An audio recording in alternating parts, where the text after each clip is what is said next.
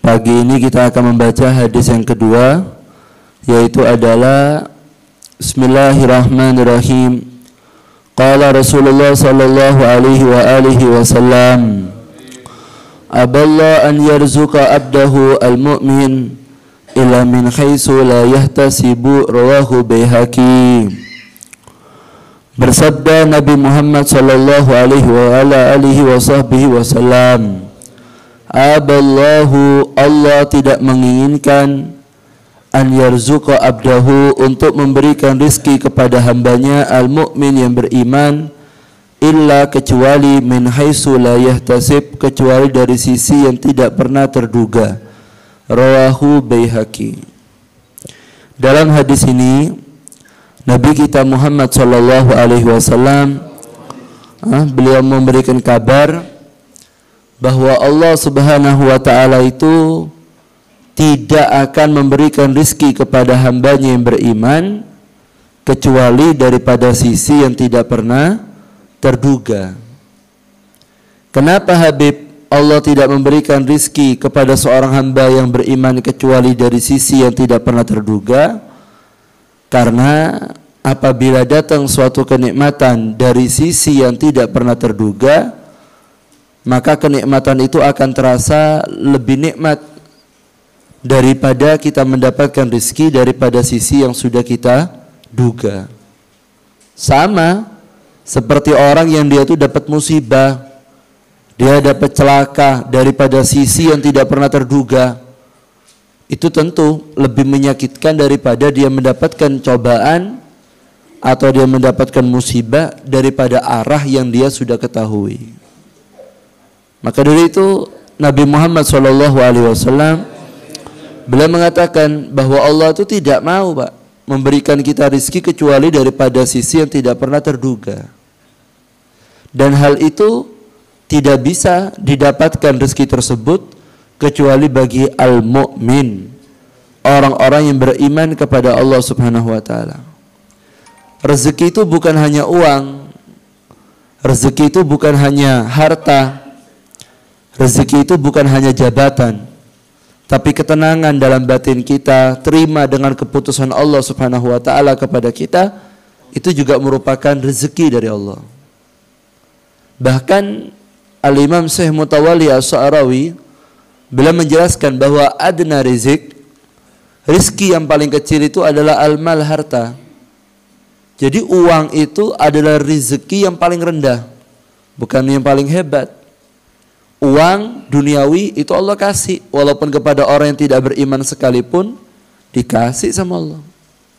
Maka itu Nabi Muhammad SAW beliau mengatakan dalam hadisnya, "Lau kanatid dunya indallahi ta'dilu janahal ba'udah, masa ghafiran minha sarbata ma'in." Kalau seandainya di hadapan Allah dunia itu seperti lalatnya nyamuk saja, seperti sayapnya nyamuk ataupun lalat, maka niscaya orang kafir tidak akan diberikan minum oleh Allah. Menunjuk kenapa bahwa dunia itu tidak ada nilainya di hadapan Allah walaupun sebesar sayap nyamuk. Bahkan Rasul mengatakan, mundu khalaqaha la yanduru ilaiha. Mulai sejak pertama kali dunia itu dicipta tidak pernah ditoleh oleh Allah. Allah yang buat dan Allah tidak melihat.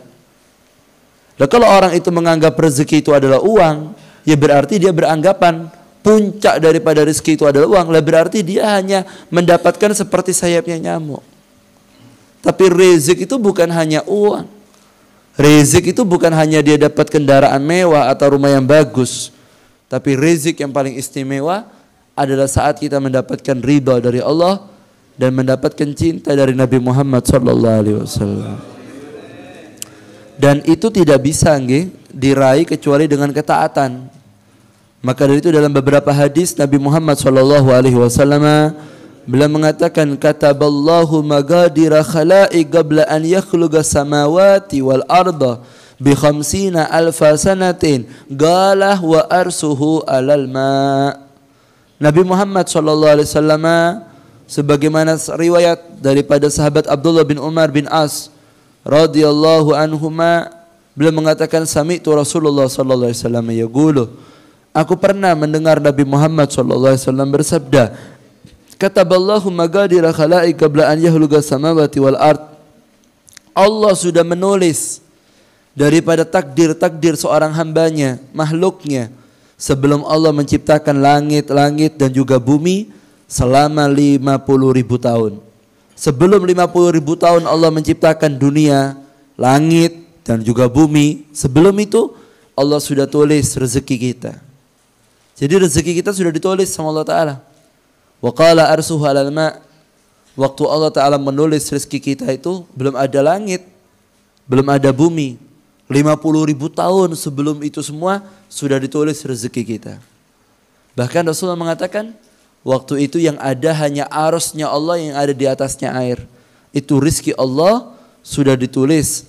Rizki dari Allah sudah ditulis untuk kita yang menjadi hamba daripada Allah Ta'ala. Dan tulisan itu ditulis Pak saat kita berumur 4 bulan dalam kandungan ibu kita. Lalu rizki itu ditulis lagi. Siapa jodoh kita, berapa banyak rezeki yang akan kita dapatkan, lalu kita menjadi orang yang beruntung atau tidak, lalu bagaimana keamalan kita, semua sudah ditulis sejak 4 bulan ada di perut ibu kita. Lalu Nabi Muhammad SAW beliau mengatakan, sesungguhnya Allah Ta'ala memberikan kabar kepadaku melalui malaikat Jibril, anna nafsan la yamuta lan tamuta hatta tastakmila ajalah.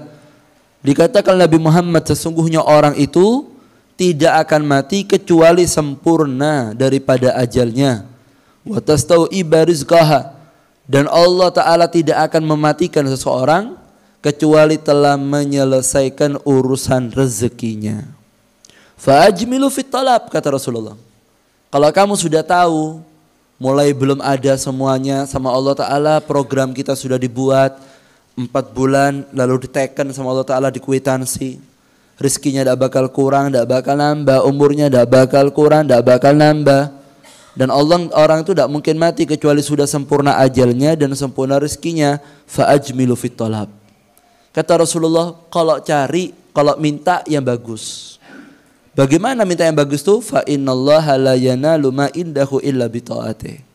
Allah tidak akan memberikan apa yang ada di sisi Allah Ta'ala daripada rizki yang Allah akan berikan illa bi ta'atihi, kecuali dengan rasa taat kepada Allah. Jadi kalau sampean kepingin mencuri daripada kekayaan Allah berupa rezeki dari Allah Ta'ala, curi hal tersebut, ambil hal tersebut illa bi ta'ah.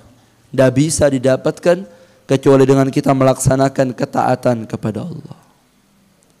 Rezeki itu apa, Beb? Rezeki itu bukan hanya uang. Sampean sama istri enak di rumah tenang, itu rezeki. Sampean bisa istiqomah sholat 5 waktu, itu rezeki. Jenengan bisa gampang datang pengajian, itu rezeki. Kok subhanallah kita banyak dosa tapi sama Allah Ta'ala tetap digampangkan ketemu para alim ulama, itu rezeki. Kita banyak dosa tapi sama Allah ditutup, itu rezeki. Kita banyak maksiat di masa lalu tapi tua-tuanya masih digampangkan ibadah, itu rezeki. Kita punya anak soleh, solihah, pateng ngaji, itu rezeki. Kita sama Allah Ta'ala dikasih kemudahan, ketemu orang, hubungan yang putus kembali bersambung, itu rezeki. Bahkan sampai pada puncaknya kita bisa lihat Nabi Muhammad dalam mimpi, itu rezeki. Bahkan pada puncaknya kita mati husnul khotimah, itu rezeki. Semua itu rezeki dari Allah Ta'ala, tidak diberikan kecuali dari sisi yang tidak terduga, dan tidak bisa didapatkan itu illa bi ta'ah, kecuali melaksanakan taat, kata Nabi Muhammad SAW. Maka dalam hadis yang lain Rasulullah SAW beliau menjelaskan, Kanjeng Nabi menjelaskan, innallaha la yuhramu ala abdi min rizkihi bidambin yusibuhu. Kata Rasulullah, Allah tidak akan mengharamkan rezeki bagi seorang hamba.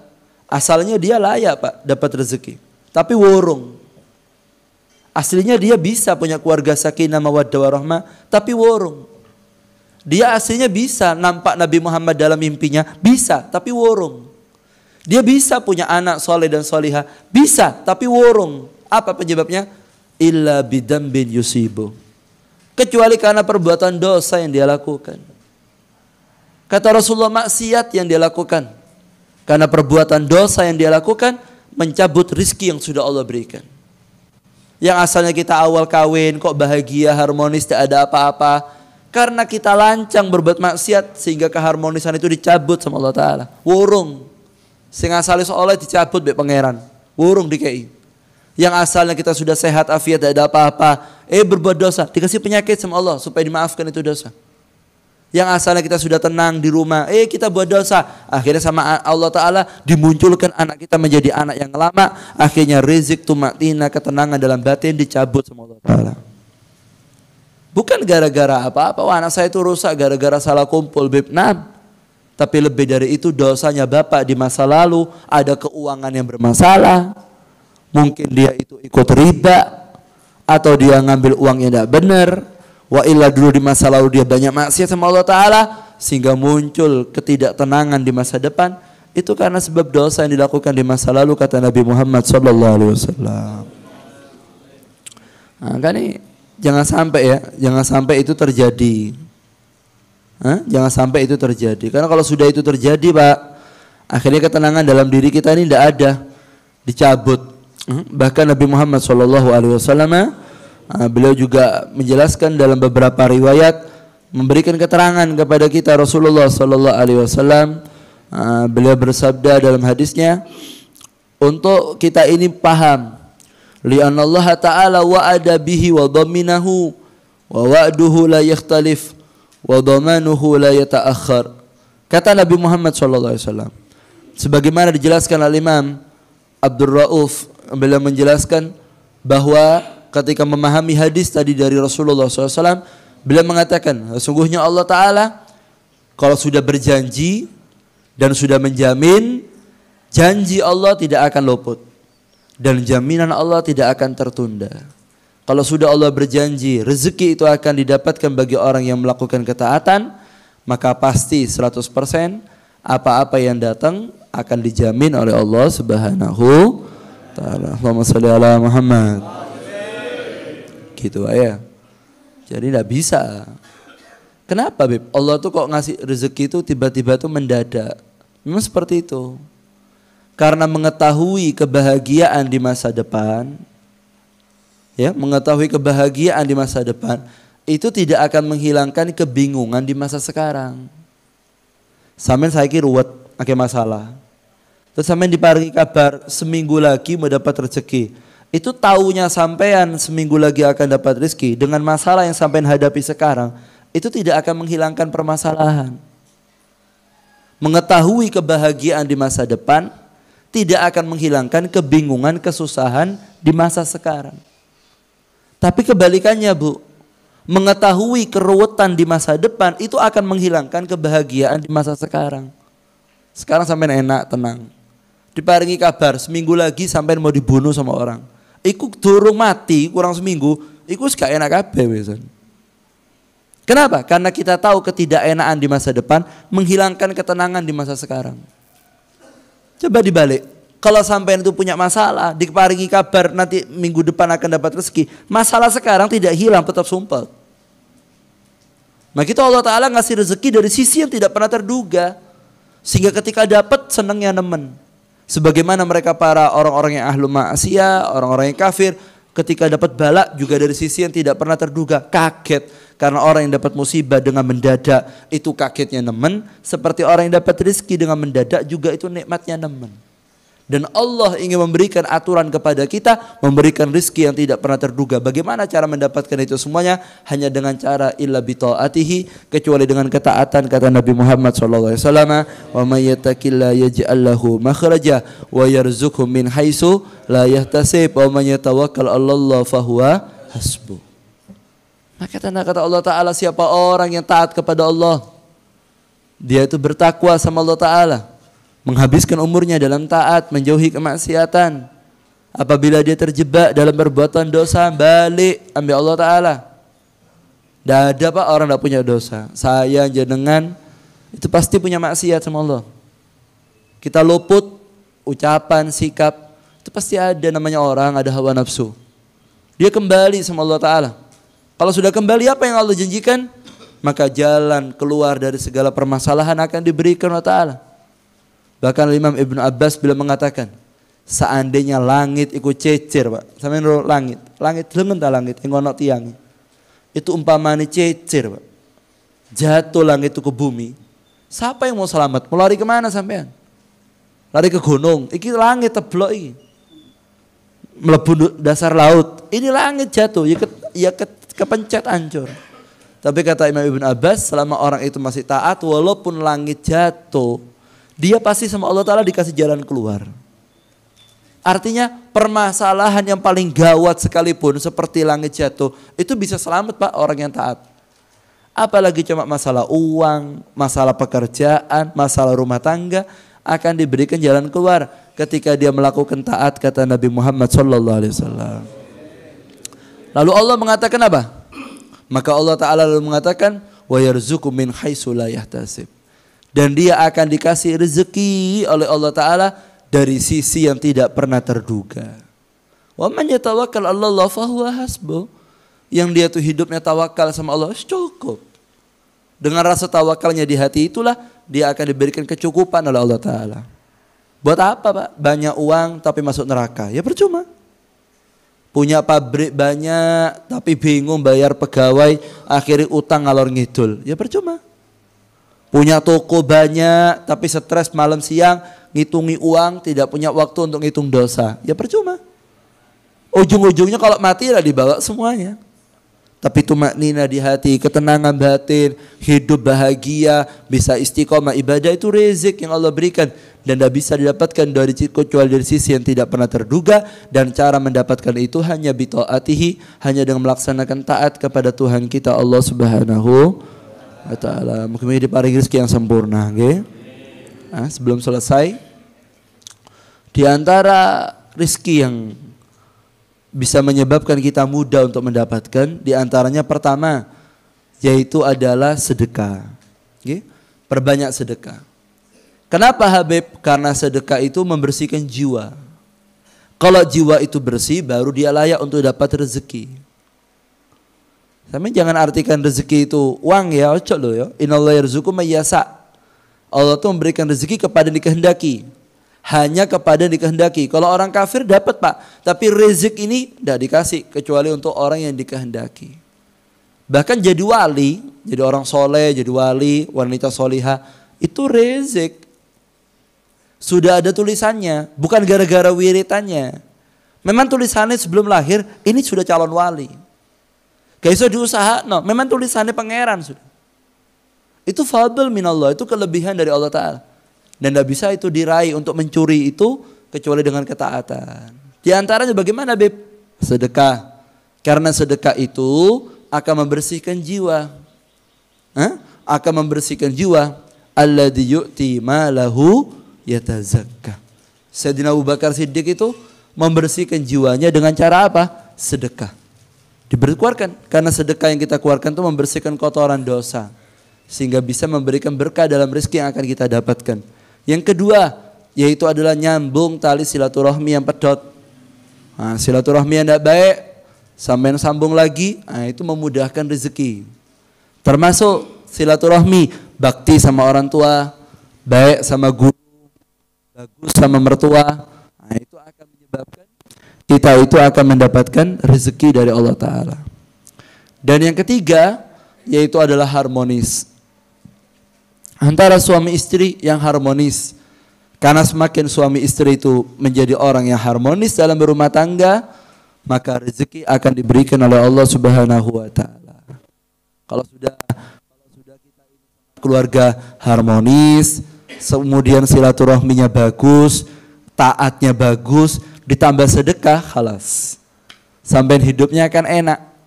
Taat, sembayangnya pateng, puasa Ramadan, tidak ngelakukan di dosa. Mari gitu saudara yang pedot disambung, ambil wong tuwa apian. Dengan pasangan hidup dia harmonis. Setelah itu dia ada rezeki disedekahkan. Orang yang seperti ini kata Rasulullah Ta'ala, umurnya akan barokah, hidupnya akan barokah, dan dia akan dapat rezeki tidak akan pedot dari tangannya, baik itu yang zahir maupun yang batin, akan datang kepada dia kata Nabi Muhammad SAW.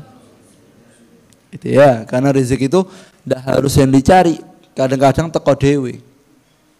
Paham ya? Kadang-kadang kita yang datang ke rezeki, kadang rezekinya yang datang.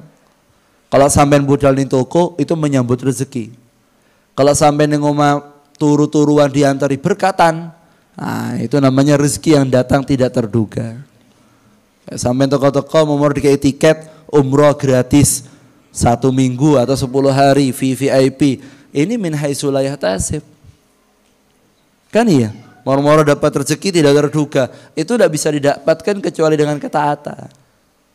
Ketaatan. Kalau kita ini maksiat, Beb, makanya Nabi Muhammad singkat, Pak. Ketika ditanya, Kanjeng Nabi dosa itu apa? Pendek Rasulullah. Mayatiku sadar. Maksiat itu yang buat sumpek sama hati. Sumpek di hati. Sumpek di hati itu gimana, Beb? Ya macam-macam, Pak. Mungkin Allah tahu sumpeknya kita ini urusan anak. Karena dosa kita, anak kita dibuat mokong. Akhirnya sumpek hati. Oh, Allah tahu kita ini sumpek kalau dimarahi istri. Kita maksiat, akhirnya istri ini ngamuan. Makanya katanya Allah Ta'ala ketika menegur kepada para aulia. Ketika kalau ada istri ngamuan atau pasangan hidup kok ngamuan. Koreksi, mungkin ada dosa kita. Kok iso iki ngamuk-ngamuk gak jelas? Oh, mau subuh gak sembahyang berjamaah. Wiritanku luput. Akhirnya Allah Ta'ala dibuat sumpek kita punya hati. Oh apa kalau sumpek hati kita ini? Ya ini pekerjaan sepi. Apa? Koreksi. Mungkin antum tidak baca Quran seminggu ini. Mungkin sholawatnya tidak dibaca 1 hari 100 kali luput gak diwaca. Jangan-jangan tidak tahajud seminggu. Akhirnya Allah Ta'ala dibuat sumpek hatinya. Karena orang yang sudah dekat, ada perbuatan baik yang biasa dia tinggal, itu sudah termasuk kemaksiatan. Walaupun itu bukan maksiat, tapi bagi orang yang soleh meninggalkan kebaikan itu adalah kemaksiatan dan Allah cemburu. Biasa api kok ke api. Akhirnya Allah Ta'ala dibuat sumpah hatinya supaya kembali kepada Allah Subhanahu Wa Ta'ala. Nah, semoga hati kita dikasih ketenangan Allah Ta'ala ya. Dikasih rezeki yang sempurna, zahiran wa batinan. Amin ya rabbal alamin. Sebagai penutup ya. Ada satu cerita, Pak. Bagaimana orang itu kalau sudah dapat rezeki min haitsu la yahtasib, tinggal 4 menit gitu. Maka dia akan diparingi ketenangan. Diparingi ketenangan. Ceritakan ada satu orang munggah kapal. Ini cerita sudah pernah saya ceritakan, tapi tak cerita di mana. Mungkin nambah semangat. Ada satu orang naik kapal, Pak. Numpak kapal. Rombongan. Ketika sampai di tengah laut, tiba-tiba orang yang ada di kapal semuanya itu dengar suara. Siapa orang yang mau saya kasih tahu satu ayat Al-Quran, maka hendaknya dia melempar uang 1000 dinar. Iki sak kapal krungu suara tanpa rupa. Itu kalau bahasa Arabnya hatif. Suara tanpa rupa. Saat pengajian ki krungu kabeh ana pengumuman sapa wong sing kepengin tak paringi 1 ayat silahkan lempar 1000 dinar ke laut. Maka orang-orang tolak-tolak gitu kan di suara nih sampai 3 kali. Siapa orang yang ingin saya ajari 1 ayat lemparkan uang 1000 dinar ke laut. Akhirnya ada satu orang, Pak, berdiri di kapal itu mengatakan, saya, wahai suara siapapun Anda, saya siap melemparkan 1000 dinar, yang penting saya ajarono 1 ayat. Kata suara tadi, uncalono sik duweke baru tak kairo. Akhirnya uangnya diambil 1000 dinar, dimasukkan ke laut. Setelah dimasukkan ke laut, akhirnya suara tadi bunyi. Apa bunyi ayatnya? Tadi itu.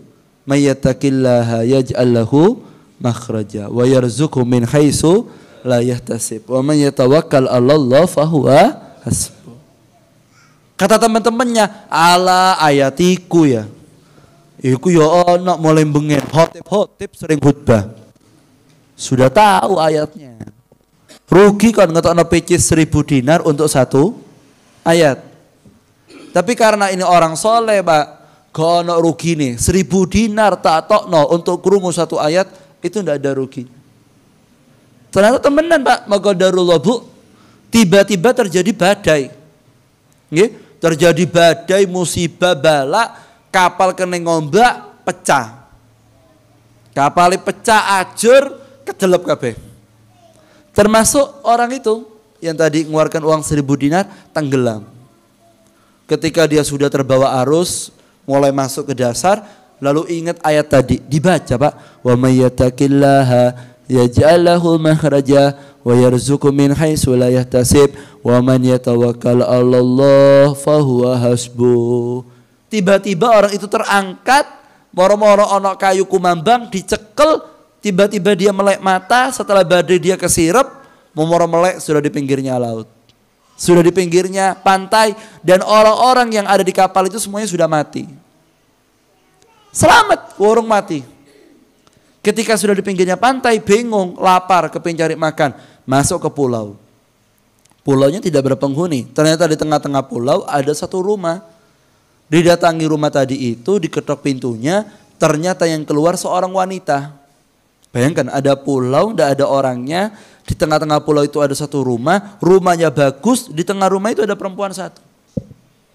Ketika dibuka perempuannya keluar, dalam rumahnya itu ada berlian, mutiara, jamrud, apa meneh, bulu macan ya, atau virus tagelendi ya, kecubung es tagelendi, pokoknya macam-macam bikin jerone iki macam-macam, batu-batu mulia. Bulu batu-batu mulia. Maka tanya, panjenengan ini insin au jinni? Kamu ini wahai wanita bangsa menungso apa jin? Kok bisa ada di sini? Iki siluman atau menungso? Akhirnya yang perempuan tadi mengatakan, saya manusia mas. Lah ya apa cerita nih? Kok iso dek gini kan? Akhirnya cerita perempuan ini, saya ini sama kakak saya naik kapal. Nyampe di laut situ kena badai. Memang laut itu laut badai Pak. Memang arusnya keras. Saya tenggelam. Ketika saya kedelap, saya ditarik sama iblis. Ada jin namanya Ifrit. Ifrit ini jin tingkat dewa Pak. Kalau sudah Ifrit metu, berarti ini tingkatannya dhuwur. Gak teko kecuali kepada para ulama. Kalau masyarakat, kuntilanak, itu rakyat itu ya.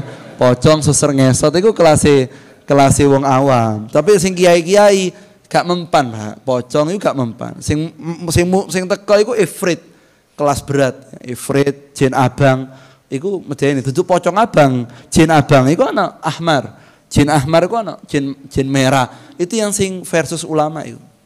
Kiai-kiai kelasnya iku Ifrit, sing medeni. Kok gak tau muncul nih TV Beb? Wah, itu gak ana nih TV. Itu medeni. Ifrit ini datang menyelamatkan si perempuan itu. Lalu saya sama si Ifrit dibangunkan rumah dan setiap bulan dia datang sama saya 1 kali. Bawa logam-logam mulia dari laut sebagai hadiah untuk saya. Lalu saya dicium sama Ifrit. Ndak dikumpuli, cuma diciumi. Mari diambungi, mari ngono Ifrit mlebu ning laut maneh. Oh, jadi kamu ini simpanannya Ifrit? Iya.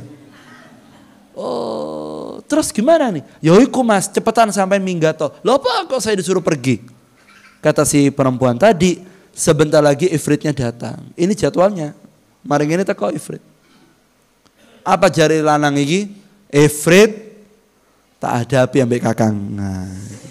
Jarine sing wadon, ojo Mas iki Ifrit Mas, sampean mati Mas. Gak level sampean. Wah, gak roge nih. Semunduro ana Ifrit, aku sing ngedepi. Temenan Pak, sebentar lagi langitnya menjadi gelap, angin berhembus kencang, petir menyambar-nyambar, laut bergoyang-goyang, muncullah Ifrit. Teko Pak, Ifritnya teko. Dengan muka yang serem, dengan penampilan yang mengerikan, datang ke tempat si laki tadi. Lalu Ifrit mengatakan, pergi kamu. Jangan kamu ganggu simpanan saya. Pergi. Apa kata laki tadi? Tidak akan pergi. Saya akan melindungi dia. Akhirnya senggel antara si laki tadi itu dengan Ifrit.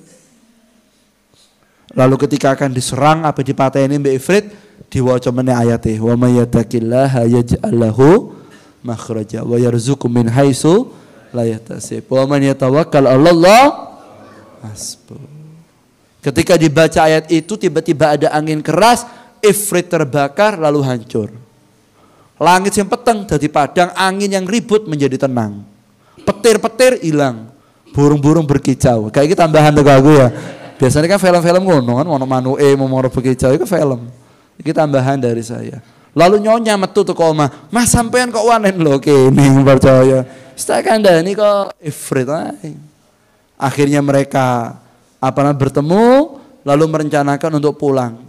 Subhanallah, tidak lama ada kapal datang karena pulau itu dikuasai Ifrit Pak, ditutup di Ifrit. Ketika Ifritnya tidak ada, terlihat pulau itu ada kapal lewat, dipanggil selamat. Lalu harta-harta yang ada tadi diambil, pulang ke negaranya perempuan itu. Ketika sampai di pelabuhan, yang laki nyari rumahnya si perempuan ketemu, lalu bilang sama bapaknya perempuan, sampean punya anak perempuan nggih? Iya sudah lama mati, enggak masih hidup ada di pelabuhan. Loh kok bisa? Orang saya dengar kabar dia tenggelam. Betul, kakaknya mati tapi adiknya masih ada, itu ada di pelabuhan. Silakan jenengan datangi. Ketika didatangi ternyata ada. Si perempuannya masih seger, masih hidup, bawa uang, bawa emas 1 karung tadi. Mutiara, logam mulia tadi. Karena si bapaknya perempuan itu senang ngelihat anaknya selamat dan tahu yang laki itu menyelamatkan, akhirnya dikawinkan. Kawin, dikasih rumah, lalu harta tadi dimiliki berdua. Apa kata yang laki? Saya mengeluarkan 1000 dinar, sama Allah Ta'ala diganti berdinar-dinar. Karena tidak akan rugi orang yang mengeluarkan uang untuk Allah, yang melakukan taat untuk Allah Ta'ala, akan dikasih rezeki daripada sisi yang tidak pernah terduga. Makanya ayat itu disebut dengan ayat 1000 dinar. Kenapa? Karena ayat itu pernah dimaharkan sebanyak 1000 dinar. Diwaca nggih, wa may yattaqillaha yaj'al lahu makhraja wa yarzuqhu min haitsu la yahtasib wa man yatawakkal 'ala Allah fa huwa hasbuh. Mandi beb, syaraté solong 1000 dinar. Paham nggih? Ya minimal nyabis kayak ini 1 juta. Nah iku mahar iku. Baru mandi. Makanya perlu mahar. Iku untuk anak PC 1000 dinar ke laut baru mandi ayatnya. Maka itu monggo kita lakukan ketaatan, amal soleh. Banyak sedekah, sambung silaturahmi, orang tua, keluarga yang masih ada, perbaiki hubungan kita dengan mereka. Habis itu apa? Jauhi kemaksiatan, ketaatan, maka segala yang tidak baik akan diperbaiki, yang tidak ada ketenangan akan diberikan ketenangan, karena Allah tidak akan memberikan rezeki kepada hambanya yang mukmin kecuali dari sisi yang tidak pernah terduga dan tidak bisa kita dapatkan kecuali dengan ketaatan dan menjauhi kemaksiatan, menyambung tali silaturahmi dan berbagi kepada sesama. Ya Rabb, semoga kita